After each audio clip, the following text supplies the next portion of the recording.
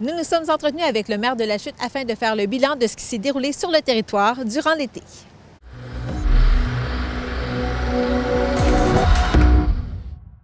C'est grâce au Club Richelieu qu'on est en mesure aujourd'hui de faire l'inauguration de ce merveilleux, en fait, je devrais dire deux pump tracks. Le maire de la ville de La Chute a été très occupé cet été avec l'inauguration d'une piste à rouleau au parc Bernard-Guay ainsi que du sentier Le Relais des aînés, en plus de la visite du premier ministre du Canada. On n'a pas été responsable de l'organisation, c'est le bureau du député Stéphane Lauzon qui a organisé le tout.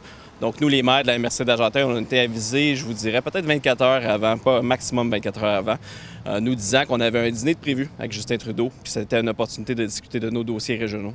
Oui, et quels sont-ils, justement? De quoi est-ce que vous avez parlé ensemble? Bien, moi, j'ai discuté personnellement, j'ai ouvert la conversation avec la bibliothèque, donc la part du gouvernement fédéral de la bibliothèque. On sait qu'il y a eu une annonce de 750 000 pour un projet de 15 millions. Donc, on essaie toujours d'aller chercher, voir s'il n'y a pas des ouvertures, d'avoir plus de financement de la part du fédéral.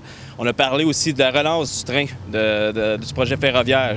L'intention de la MRC d'Argenteuil est de relancer l'étude en partenariat avec toutes les maires, toutes les municipalités qui longent le chemin de fer. Donc, on a demandé l'ouverture du fédéral. On a eu l'oreille attentive de M. Trudeau. En fait, il a reconnu le fait qu'effectivement, il y a un chemin, il y a une liaison qui se fait au sud du fleuve, mais il n'y a rien au nord. Donc ça, je pense que c'est une avancée. Les autres maires ont discuté de dossiers plus régionaux. On parle notamment des mines, l'enjeu qu'il y a eu avec les serres, en fait, à Grenville-sur-la-Rouge, la couverture cellulaire et la sécurité routière. Est-ce que vous avez senti quand même qu'il y aura un impact? Vous parlez d'une oreille attentive, oui. Mais à part ça, est-ce que vous croyez que ça sera vraiment entendu? Est-ce qu'il y aura des résultats face à ça, concrètement? Je vous dirais que oui. On a déjà rencontré plusieurs premiers ministres, des ministres et tout. Donc, on le voit lorsqu'il y a une réelle ouverture. On voit aussi le dossier où le personnel est très attentif autour. Donc, généralement, ça, c'est une belle indice. Pas d'annonce. On ne s'attend pas à une annonce, un engagement concret de premier ministre lors d'un dîner informel comme ça, là, mais je pense que réellement, ça va mener fruit à quelques avancées dans des projets. D'accord. Et ça, c'est s'il n'y a pas d'élection d'ici décembre ou ce printemps? Évidemment. Parce que les choses bougent vite en politique. Donc, parlons ensemble aussi de ce qui s'est déroulé le 15 août dernier. C'était l'inauguration du sentier du relais des aînés. Ça, c'était par rapport au budget participatif de la première édition. Oui, effectivement. Donc, budget participatif, c'était le volet 2, donc un budget de 10 000 à 20 000 $. Donc, ça avait été proposé par, en fait, l'OBNL, qui est Relais des aînés. Un projet qu'ils souhaitent depuis bien longtemps, mais finalement, ils ont utilisé l'outil du budget participatif pour le soumettre à la population. Et ça a gagné, je dois dire, avec beaucoup de votes d'avance versus le deuxième choix. Donc, on est très content de pouvoir finalement l'avoir inauguré. Un an en retard, mais on voulait bien faire les choses. Donc, on voulait le faire en saison florale, vraiment en saison où on peut faire pousser les jardins, les légumes dans les jardins.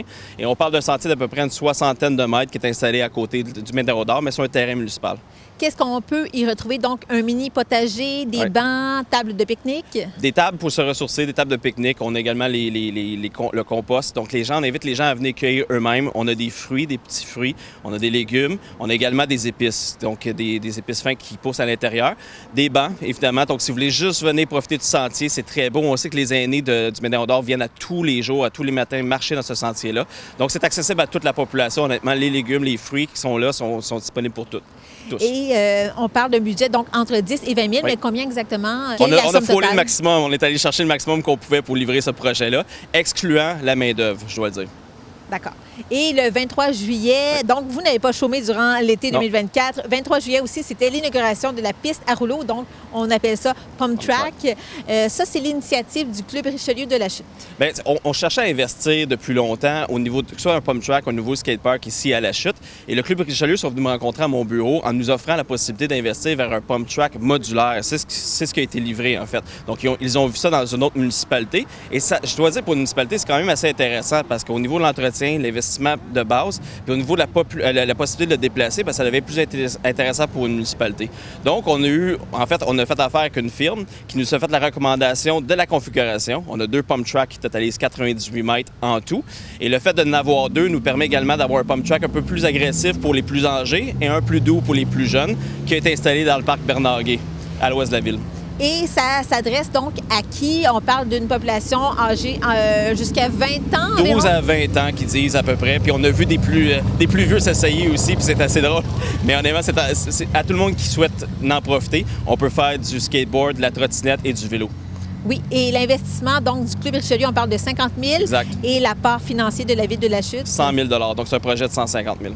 Et puis, ça a été utilisé avec certains équipements qui étaient aussi usagés, je pense. Oui, bien, ça nous a permis de livrer plus grand. Donc, pour 150 000 on est capable d'avoir 2 pump tracks totalisant 98 mètres. C'est une valeur de près de 225 000. Donc, le fait d'avoir inséré des modules usagés, puis je dois le rappeler, ils ont des durées de vie de 15 ans. Donc, pas parce que le module, il y a 1 an, 2 ans qu'il n'est plus bon.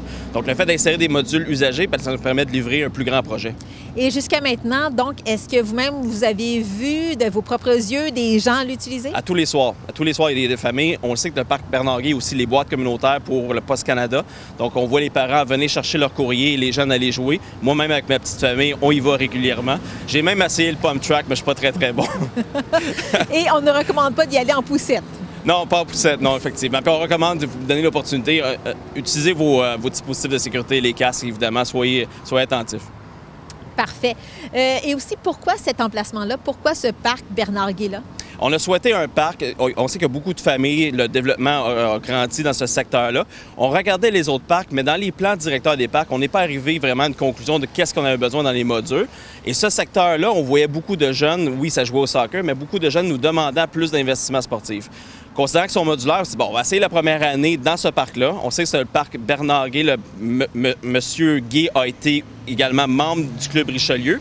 Donc, le club nous a fait la recommandation du parc. Nous, au niveau de la ville, la stratégie, on considère que ça s'accorde très bien. Donc, on essaye pour une première année. Peut-être qu'on va bouger les modules. On sait qu'ils sont modulaires, peut-être qu'on va en laisser un, en déplacer le deuxième, mais ça reste à voir pour les années qui suivent. Et concernant le budget aussi participatif de donc l'année 2024, rappelez-nous qui a gagné, quel projet l'a remporté et à quel moment on va pouvoir voir ça concrètement? Oui, en fait, les frigidaires communautaires, donc en fait, c'était on va en livrer 2. Donc, on est en train de négocier avec des organismes présentement pour les rapprocher d'où il y a le besoin.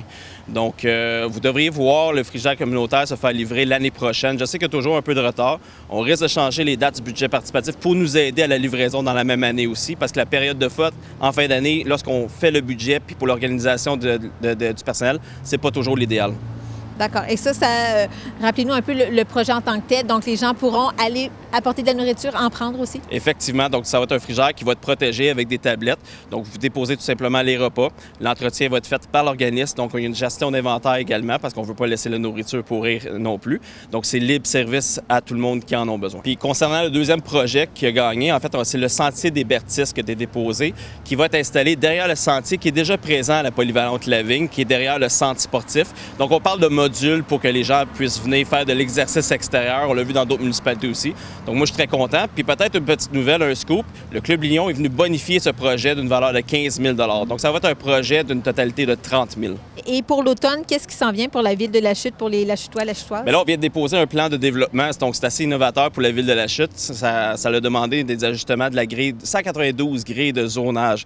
Donc, c'est la façon de gérer notre densité. On l'a entendu en pré-campagne, on l'entend encore récemment, que les gens qui sont très au courant qu'il faut densifier une ville, on le voit dans les médias, on sent la pression de développement présentement, mais on ne veut pas le faire n'importe comment. On a un atout ici à La Chute que les autres municipalités n'ont pas nécessairement le luxe d'avoir.